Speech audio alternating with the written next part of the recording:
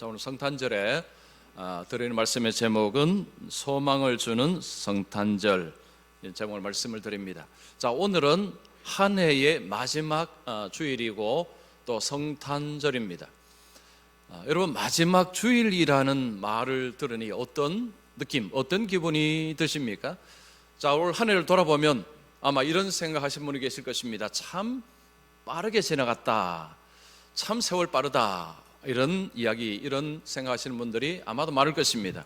또 어떤 분들은 올해는 참 힘들었다, 좀 지겨웠다, 좀 지루했다, 이런 생각하시는 분들도 아마도 계실 것입니다. 여러분, 우리가 어떻게 할 때 시간이 더 빨리 지나갑니까? 어떤 상황에서 우리가 무엇을 어떻게 할 때 시간이 빨리 지나갑니까? 무엇인가에 몰두할 때입니다. 몰입할 때, 집중할 때 시간이 빨리 지나가는 것 같습니다. 반면에 뭘 해야 될지 모를 때, 그래서 자꾸 시간만 볼 때는, 시계를 자꾸 볼 때는 시간이 굉장히 천천히 가는 것처럼 느낍니다. 몰입할 때 하고 몰입하지 못할 때 시간의 이 흐름의 차이가 좀 많이 달라집니다. 올 한 해 동안 정말 시간이 참 빨리 지나갔다. 이것은 우리 성도님들이 뭔가에 몰입하고 열심히 살았다는 증거입니다. 자, 한 해의 마지막 주일, 그리고 주님이 오신 성탄절. 자, 오늘 우리가 예배를 드리는데, 여러분, 이 두 가지의 공통점을 찾으라면 무엇을 이야기할 수 있을까요? 마지막 주일, 그리고 성탄절, 두 가지의 공통점. 제가 설교 준비하면서 찾은 것은 소망이었습니다. 소망. 여러분, 마지막 주일이 왜 소망을 줄까요? 자, 올 한 해 시작하실 때 아마도 올 한 해 더 나은 사람이 되기 위해서, 더 나은 삶을 위해서 여러 가지 결심을 하고 계획을 하고 살아오셨을 것입니다. 그런데 아마도 많은 분들이 계획을 했지만 사실은 그 계획대로 살지 못했을 것입니다. 그러면서 마지막 주일을 맞이합니다. 이 마지막 주일이 우리에게 소망을 줍니다. 왜 그렇습니까? 다시 새로운 주일이, 새로운 한 해가 시작이 되기 때문입니다. 그래서 오늘 주일로 세상이 끝나지 않습니다. 다시 시작이 됩니다. 그래서 우리에게는 소망을 다시 가질 수 있습니다. 다시 계획을 잡고 다시 새로운 생각을 할 수 있기 때문에 마지막 주일은 우리에게 소망을 주는 날이 될 수 있습니다. 자, 그러면 성탄절은 왜 우리에게 소망을 줍니까? 주님이 오셨기 때문입니다. 우리 주님이 오신 날이기 때문에 우리에게 소망을 줍니다. 주님은 이 땅에 빛으로 오셨다라는 말씀을 합니다. 성경에서 이런 말씀하고 오늘 본문에도 이런 말씀이 있습니다. 내가 세상에 있는 동안에는 세상의 빛이로라. 주님은 자신을 빛이라고 하셨습니다. 주님은 빛으로 오셨습니다. 빛은 어둠 속에서 필요합니다. 어둠 속에서 빛이 비춰주면 볼 수가 있습니다. 예수님이 없는 삶은 어둠이라는 것입니다. 예수님이 오신 이후는 어둠이 물러가고 이제 빛이 비춤으로 보게 된다는 것입니다. 그래서 예수님이 오심은 우리에게 소망이 되는 것입니다. 왜냐하면 보게 되기 때문입니다. 볼 수 있기 때문입니다. 그래서 성탄절은 우리에게 소망의 날입니다. 예수님이 빛으로 오셔서 어두운 가운데 우리에게 앞을 보게 하심으로 우리에게 소망이 되는 날이 성탄절입니다. 자, 그런데 이 성탄절이 모든 사람에게 소망이 되느냐? 그렇지는 않습니다. 모든 사람에게 소망이 되지는 않습니다. 자, 그러면 어떤 사람에게 성탄절이 소망이 될까요? 어떤 분에게 예수님이 소망을 줄까요? 오늘 제가 이 말씀을 드리도록 하겠습니다. 그래서 오늘 본문을 통해서 과연 어떤 사람이 진짜 이 소망을 가지는지 이 말씀을 여러분 잘 들어보시기 바랍니다. 자, 먼저 첫 번째입니다. 하나님이 주신 약속의 말씀을 받는 자는 소망이 있다. 자, 하나님의 말씀은 약속입니다. 그 말씀을 받는 자는 소망이 있습니다. 예수님께서 어느 날 길을 가십니다. 제자들과 함께 길을 가시다가 한 맹인을 만납니다. 이 맹인은 날 때부터 맹인입니다. 태어나서는 눈이 보였는데 어떤 질병으로 인해서 못 보게 된 사람이 아닙니다. 태어날 때부터 아무것도 볼 수 없는 사람입니다. 이 사람은 산이 어떻게 생겼는지, 사람의 얼굴이 어떻게 생겼는지, 엄마 아버지 얼굴이 어떻게 생겼는지를 본 적이 없는 사람입니다. 깜깜한 데서 사는 사람이 이 사람의 삶입니다. 여러분, 우리가 밝은 데 있다가 깜깜한 데 가면요, 너무너무 답답합니다. 이 맹인은 날 때부터 맹인이기 때문에 그냥 깜깜한 가운데서 쭉 살아왔다라고 생각을 하면 됩니다. 예수님께서 이 맹인을 보셨습니다. 예수님이 보셨다라는 것은 예수님이 불쌍하게 보신다라는 의미입니다. 예수님은 장애를 가진 사람, 아니면 어떤 질병을 가진 사람을 보실 때는 항상 불쌍히 여기십니다. 긍휼하게 보십니다.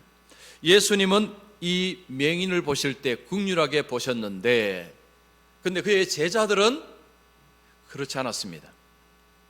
제자들은 그 맹인을 볼 때에 긍휼하게 보기는커녕 의문을 가지고 예수님께 질문을 던집니다. 자, 2절 보시면 제자들이 물어 이르되 라비여, 이 사람이 맹인으로 난 것이 누구의 죄로 인함이오니까? 자기니까 그 부모이니까? 이 제자들이 난데없이 그 맹인을 보고는 예수님께 질문 던집니다. 예수님, 이 사람이 맹인으로 난 것은 누구 죄 때문입니까? 그의 죄 때문입니까? 아니면 그의 부모 죄 때문입니까? 그의 부모가 잘못해서 이 사람이 맹인으로 난 것입니까? 아니면 이 사람 자체가 잘못한 일이 많아서 맹인으로 난 것입니까? 라는 질문을 하고 있습니다. 좀 제자들은 맹인을 보면서 불쌍히 여기는 마음을 가진 것이 아니고 오히려 좀 엉뚱한 질문을 했는데, 자, 여러분이 그 맹인이라면 제자들의 이런 말을 들었을 때 마음이 어떠했을까요? 제자들의 그 말이 마음에 상처를 깊이 주는 것입니다. 왜냐하면 맹인은 어릴 때부터 자라면서 이런 이야기를 수도 없이 들었기 때문입니다. 주위의 사람들이 그 맹인을 보면서 이 사람이 앞을 못 보는 것은 도대체 누구 죄 때문일까? 이런 이야기를 유대인들은 많이 했다는 것입니다. 어떤 질병을 갖고 있으면 그 질병이 왜 생겼을까에 지대한 관심을 가지고 누군가는 죄를 지었을 것이다, 무슨 죄를 지었기 때문일 것이다 라는 이야기를 유대인들은 참 많이 했습니다. 그러면 여러분이 맹인이 그 이야기를 들으면 자신은 하나님께 벌을 받고 태어난 사람, 하나님께 저주받은 사람으로 인식을 할 수밖에 없습니다. 부모가 그 아이를 보면서 내가 죄가 많아서 너가 이렇게 태어났다라는 이야기를 많이 하게 되면 여러분, 그 사람은 가슴 속에 나는 벌받은 사람이다, 나는 저주받은 사람이다 라는 의식을 가지고 살게 됩니다. 자, 그런 가운데서 길 가는데 예수님의 제자들이 이 사람이 누구 죄 때문에 그렇습니까? 라고 했을 때 여러분, 맹인 이 사람이 얼마나 상처가 더 컸겠습니까? 그냥 불쌍히 여기고 그냥 가만히 있으면 좋은데 굳이 왜 이 말을 해서 여러분 그 맹인의 마음에 상처를 주어야 했을까요? 그러면 우리 주님은 어떻습니까? 주님은 그렇지 않습니다. 자, 주님은 뭐라고 대답하십니까? 3절 보십시오. 이 사람이나 그 부모의 죄로 인한 것이 아니라 그에게서 하나님이 하시는 일을 나타내고자 하심이라. 예수님께서는 선을 쫙 긋습니다. 너희들이 잘못 알고 있다. 이 사람이 맹인으로 난 것은 그의 부모 죄 때문이 아니다, 그의 죄 때문도 아니다, 누구의 죄 때문도 아니다. 너희들 잘못 알고 있다라고 선을 그었습니다. 어떤 질병이 생겼다고 해서 반드시 어떤 죄를 지었기 때문이다 이렇게 말해서는 안 됩니다. 물론 우리가 성경에 보면 어떤 사람이 불순종해서 어떤 질병에 걸리는 모습 봅니다. 예를 들면 나병에 딱 걸리는 모습부터 보고 어떤 질병에 걸리는 모습을 보기는 보지만 일반적으로 모든 것이 다 그런 시기로 그렇게 이해하는 것은 그것은 옳지 아는 것입니다. 자, 그럼 예수님께서는 뭐라고 이야기했습니까? 그에게서 하나님이 하시는 일을 나타내고자 하심이라. 하나님의 계획이 있다는 것입니다. 하나님의 섭리 가운데서, 하나님의 뜻 가운데서 이 사람은 맹인으로 태어났다, 이런 이야기를 예수님이 하십니다. 자, 우리는 여기서 제자들과 예수님과 이 어떤 두 부류 사이에서, 예수님 제자들, 무슨 그들의 말을 보면 차이를 느낄 수 있습니다. 자, 어떤 차이를 느낄 수 있냐면, 제자들은 과거를 이야기합니다. 과거. 이 사람의 부모가 옛날에, 이 사람이 옛날에 무슨 죄 지었습니까? 자꾸 과거를 이야기합니다. 과거를 자꾸 들춰냅니다. 과거 지향적입니다. 자꾸 과거 이야기합니다. 과거를 알면 오늘을 알 수 있는 것도 사실입니다. 여러분, 어떤 질병이 걸렸을 때 의사들은 혹시 무슨 음식 많이 드셨습니까? 운동은 과거에 하셨습니까? 이런 건 묻습니다.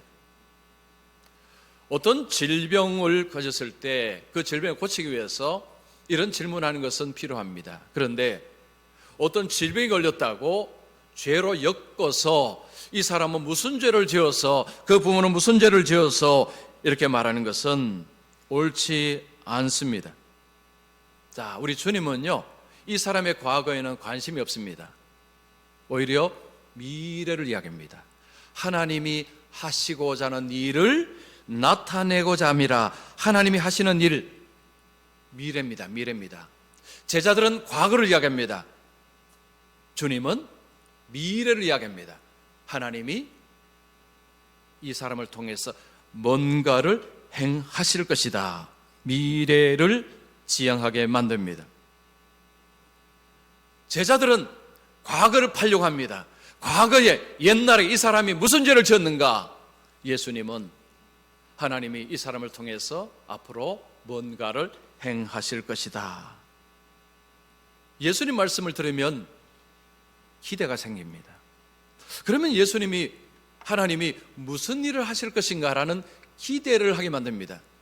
예수님의 언어는 기대를 하게 만드는 언어고, 제자들의 언어는 정죄하는 언어입니다. 이 언어가 다르다는 것을 볼 수 있습니다. 예수님의 말씀을 들을 때 우리에게 소망을 주는 이유가 바로 이겁니다. 여러분, 예수를 믿으면요, 좋습니다. 왜 좋습니까? 소망을 가지기 때문입니다. 예수 믿어 좋은 거 많지만 그 중에 하나를 이야기하자면 바로 이걸 이야기할 수 있습니다. 예수 믿으면 소망이 생깁니다. 이것이 예수 믿어 좋은 이유 중에 하나입니다. 이 소망이 뭘까요? 그냥 앞으로 잘 될 것입니다. 앞으로 좋아질 것입니다. 이런 소망입니까? 아니요, 그런 소망이 아닙니다. 그것은 뜬구름 잡는 소망입니다. 물론 그 말도 안 하는 것보다 좋긴 좋습니다. 그러나 예수 믿는 자의 소망은 그런 소망이 아닙니다. 소망은 하나님의 말씀을 통한 소망입니다. 하나님의 말씀은 약속입니다. 그리고 그 약속은 미래적입니다. 자, 하나님이 아브라함을 부르셨습니다. 아브라함을 부르시고 내 자손이 하늘의 별처럼 번성하리라 하셨습니다. 미래형입니다. 하나님이 다윗을 부르시고 내 몸에서 날 씨를 통해서 그의 나라가 번성할 것이다, 그의 나라가 견고하게 될 것이다 라는 약속을 하십니다. 미래형입니다. 자, 이런 식으로 하나님께서 말씀하실 때는 미래형입니다. 미래를 향해서 말씀하시며 그 말씀을 받는 자는 그 미래에 대한 기대를 합니다. 그래서 소망을 가지게 되는 것입니다. 과거에 매여 사는 사람은요, 소망이 없습니다. 어떤 사람은 그런 이야기 하죠. 과거에 내가 왜 그랬을까? 그때 내가 과거에 그런 말을 하지 말았어야 되는데, 그런 행동을 하지 말았어야 했는데, 이런 이야기를 자꾸 하는 사람이 있습니다. 그렇게 되면요, 사람이 주저앉습니다. 자기가 자기를 정죄합니다. 자기가 자기를 정죄할 때는 이건 약이 없습니다. 이건 약이 없어요. 어떤 사람은 자꾸 과거를 자랑합니다. 내가 왕년에 말이요, 내가 왕년에. 그런 사람도요, 소망이 없기 때문에 자꾸 그 말하는 것입니다. 여러분, 소망이 있는 사람, 미래가 있는 사람은요, 자꾸 과거 이야기하지 않습니다. 미래 이야기합니다. 미래를 이야기합니다. 하나님의 말씀은 우리를 미래를 향하게 합니다. 하나님께 기대를 하게 만드는 것입니다. 그래서 말씀을 잘 받는 사람은요, 소망의 사람이 됩니다. 말씀을 잘 듣는 사람은 하나님께 기대를 하며 살아갑니다. 예수님이 이 땅에 오셔서 예수님께서 사람들을 부르시고 예수님이 주시고자 하는 것은 이게 소망입니다. 근데 그 소망은 어디까지냐? 영생까지입니다. 자, 우리 디도서 1장 2절 말씀 우리 같이 한번 읽겠습니다. 시작. 영생의 소망을 위함이라. 이 영생은 거짓이 없으신 하나님이 영원 전부터 약속하신 것인데. 자, 예수님께서 이 땅에 오셔서 우리에게 주시고자 하는 것이 영생의 소망이라고 합니다. 이것은 하나님이 오래전에 약속하신 것입니다. 약속, 말씀하신 것인데 그것을 우리에게 주시기 위해서 예수님이 이 땅에 오셨다는 것입니다. 여러분, 요즘 이 세상 돌아가는 상황이 심상치 않습니다. 경제 지금 상황이 보통이 아닙니다. 금리가 좀 계속 오르고 있고 빚 있는 사람들이 요즘 굉장히 어렵습니다. 그리고 고용이 지금 고용 한파가 더 이제 내년에 더 한파가 몰아칠 것이라고 이야기합니다. 안정적인 일자리 구하는 것이 더 어려워진다고 합니다. 그리고 여러분, 요즘 기후가 예전하고 좀 달라졌습니다. 요즘 예전보다 더 춥습니다. 지금 미국은요, 시카고 같은 데는 영하 40도를 넘어갑니다. 어마어마하게 춥습니다. 왜 이런 일이 벌어지는가? 전문가들이 이야기하기를 지구 온난화로 인해서 생기는 현상이라고 합니다. 그런데 이것이 일시적인 현상이냐? 아니, 계속 더 심해질 것이라고 이야기합니다. 자, 코로나는 끝났습니까? 아니요, 안 끝났습니다. 코로나 안 끝났습니다. 여전히 코로나는 진행 중입니다. 어제도 우리 어떤 성도님들이 그 성도님이 가정에 코로나로 인해서 오늘 못 온다는 제가 연락을 받았습니다. 코로나는 여전히 진행 중입니다. 우리가 뉴스를 보면요, 답답해집니다. 그리고 불안해집니다. 그리고 걱정이 엄습합니다. 요즘 뉴스를 본다는 게 쉽지 않습니다. 요즘 강심장 되시는 분들이 아마 뉴스 보실 것입니다. 그만큼 지금 세상이 사실은 좋은 게 별로 없습니다. 자, 이런 가운데서도 우리가 소망을 가질 수 있는 이유는 주님의 말씀, 하나님의 말씀이 있기 때문입니다. 하나님은 우리에게 말씀을 주셨습니다. 그 말씀은 약속입니다. 그 말씀은 미래지향적입니다. 우리에게 기대를 하게 만드는 말씀을 우리에게 주셨습니다. 그래서 하나님의 말씀을 받는 사람은 소망을 가질 수 있습니다. 저는 우리 성도님들이, 우리 학생들, 우리 모두가 하나님의 약속의 말씀을 받아서 소망의 삶을 살아가시기를 축원합니다. 자, 두 번째입니다. 하나님이 주신 약속의 말씀에 순종하는 자는 소망이 있다. 순종하는 자는 소망이 있습니다. 자, 예수님께서 맹인에게 그 말씀하셨을 때 맹인의 마음속에는 소망이 찾아왔을 것입니다. 지금 다들 누구 죄 때문에 이 사람이 이렇게 됐는가라고 이야기하는데, 그런데 예수님은 다르게 이야기하셨습니다. 하나님이 하시는 일을 위해서 이 사람이 이렇게 되었다. 그러면 그 맹인은 소망을 가집니다. 기대를 하게 됩니다. 자, 그리고 예수님께서 5절에 내가 세상에 있는 동안에는 세상의 빛이로라. 예수님께서 자신을 빛이라고 말씀하십니다. 자, 이게 어떤 의미일까요? 여러분, 성경에서 보면 예수님을 빛이라는 표현을 쓰는데 구약에 보면 메시아가 이 땅에 올 때 그 메시아를 빛이라고 하는 표현을 쓰는 걸 볼 수 있습니다. 이사야에 이런 말씀이 있습니다. 흑암에 행하던 백성이 큰 빛을 보고 사망의 그늘진 땅에 거주하던 자에게 빛이 비치도다. 흑암에 거주한 백성이 큰 빛을 보았다. 이 큰 빛은 메시아를 말합니다. 하나님이 약속하신 그 메시아를 빛이라고 표현을 한 것입니다. 예수님께서 메시아로 이 땅에 오셨다는 그 증거가 뭐냐? 나는 세상의 빛이다 라는 주님의 말씀입니다. 자, 주님은 자신을 빛이라고 말씀하셨습니다. 구약은 메시아를 빛이라고 표현했습니다. 예수님은 자신을 빛이라고 이야기했습니다. 그럼 예수님이 자신을 메시아라고 한 것입니다. 자, 예수님이 빛이다. 그러면 예수님을 따라가면 어떤 일이 벌어집니까? 어두움에 살지 않는다는 것입니다. 자, 우리 요한복음 8장 12절 말씀 우리 같이 읽습니다. 시작. 나는 세상의 빛이니 나를 따르는 자는 어두움에 다니지 아니하고 생명의 빛을 얻으리라. 예수님께서 나를 따르는 자는 어두움에 다니지 않는다. 이 말은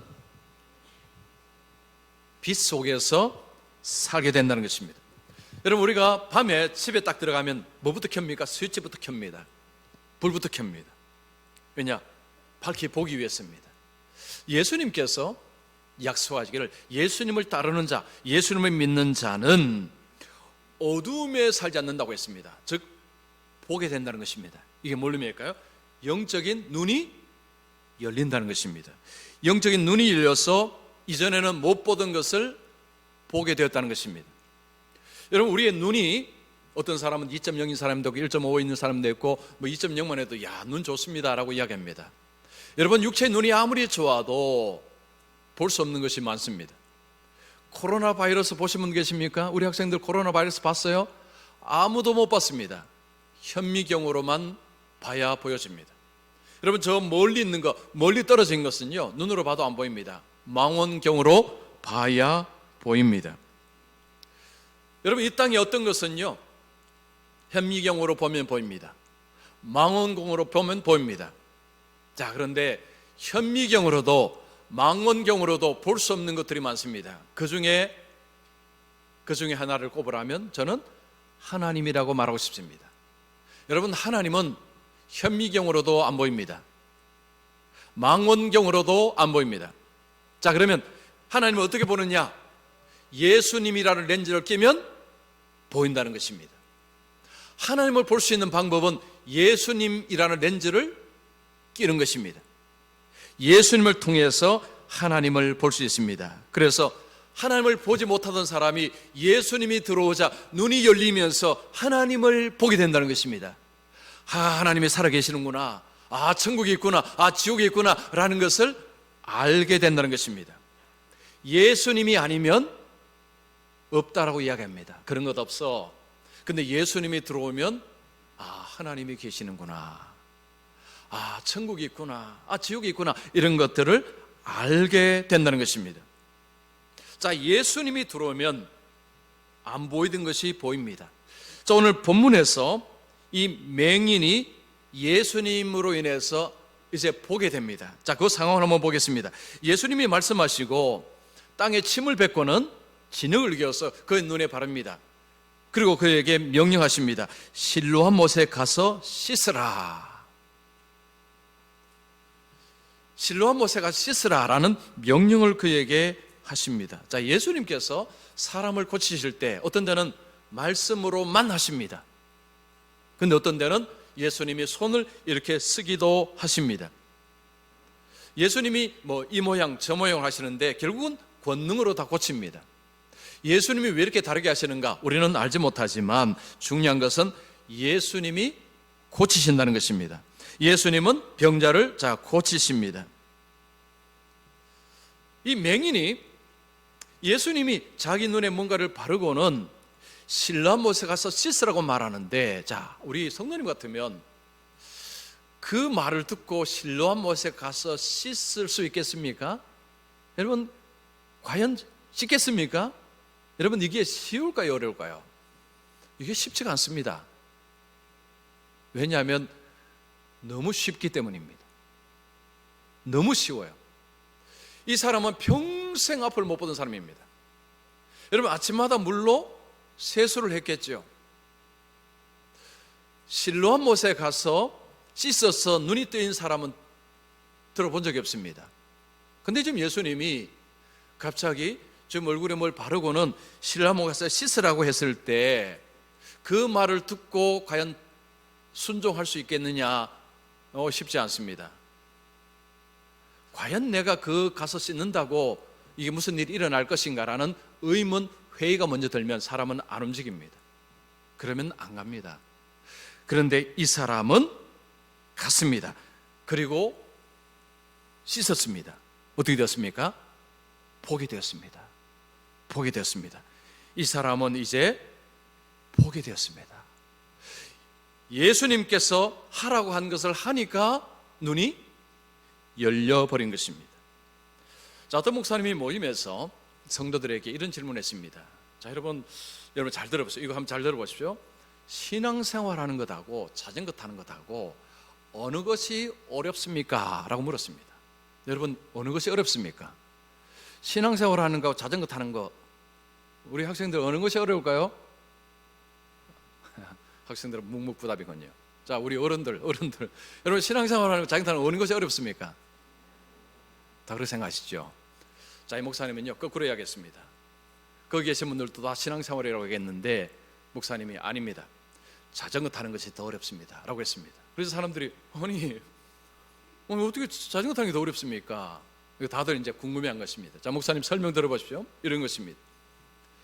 자전거를 타서 넘어지지 않기 위해서는 어떻게 됩니까? 페달을 계속 밟아야 됩니다. 계속 밟아야 됩니다. 페달을 안 밟는 순간 바로 자빠집니다. 그러니까 계속 페달을 밟으면 힘들어도 페달을 밟아야 됩니다. 자, 그런데 신앙생활은요, 여러분, 우리가 신앙생활을 하면서 뭘 좀 안 한다고 해서 티가 납니까, 안 납니까? 티가 안 납니다. 예를 들어서 한 주에 내가 교회 가서 예배 안 드렸다고 해서 뭐 삶에 무슨 문제가 생깁니까? 안 생기죠? 여러분, 생기는 것처럼 보시는데, 여러분, 한 주 예배 안 드린다고 해서 뭔 일 안 생길 것입니다. 혹시 어떤 분은 나에게는 생기던데요, 이런 분 계실지 모르겠지만 보통 잘 안 생기죠. 자, 봉사하다가 여러분 봉사 안 한다고 해서 갑자기 삶에 문제가 생깁니까? 안 생깁니다. 즉, 안 해도 별로 티가 안 나기 때문에. 그럼 어떻습니까? 우리는 안 하고 빠지는 것을 쉽게 하는 것입니다. 자, 그런데 자전거는요 계속 밟아야 됩니다. 이건 쉴 수 없이 쉬면 넘어집니다. 계속 밟아야 됩니다. 근데 신앙생활은요 가다가 안 해도 안 넘어집니다. 문제가 안 생긴다는 거죠. 그래서 대충 그냥 이렇게 해도 별 문제가 안 느껴지기 때문에 자전거 타는 것이 더 어렵다는 이야기입니다. 여러분, 이해가 되셨습니까? 이해가 안 되시는 것 같은데. 자, 좀 더 설명해 드릴게요.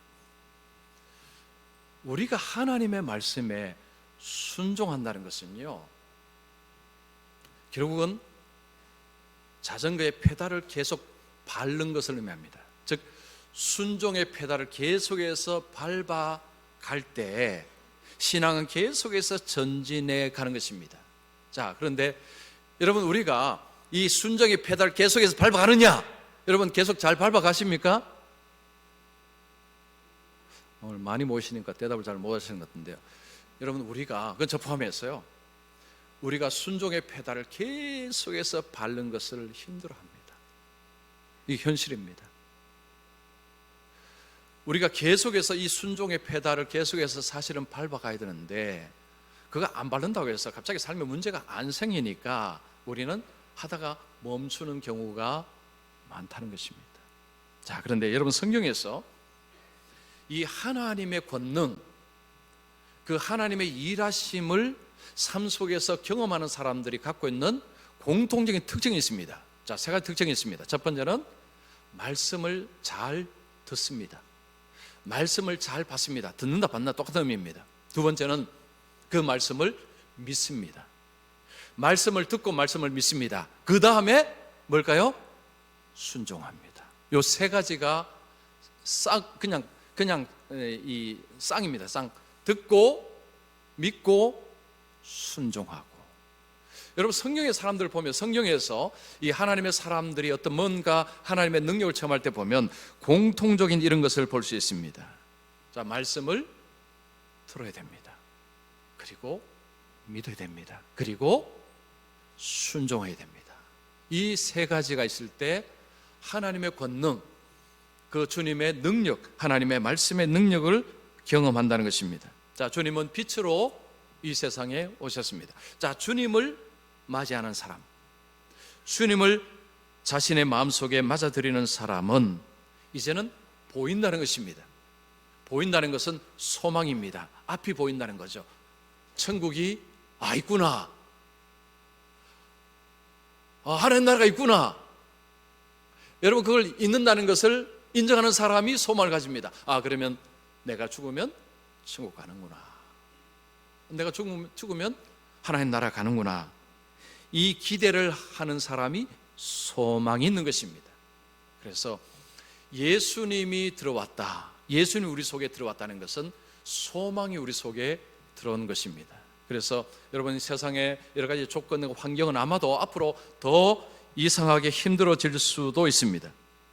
그런 가운데서 여러분, 우리가 붙잡아야 될 게 뭘까요? 주님입니다.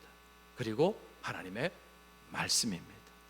자, 오늘 성탄절에 우리 같이 모여서 예배 드리는 가운데서 저는 저를 포함해서 우리 모두가 소망의 사람들이 되시기를 축원합니다. 하나님의 약속을 받고, 그리고 약속을 믿고, 그리고 약속에 순종하심으로 하나님께 기대를 하시고 하나님께 기대를 거심으로 소망으로 살아가셔서, 여러분, 이제 다음 주는 2023년입니다. 새해에 우리 만납니다. 그래서 우리 모든 성도님들이 이제 주님 안에서 소망으로 마무리하시고 소망으로 새해를 맞이하셔서 소망 가운데서 살아가시기를 축원합니다.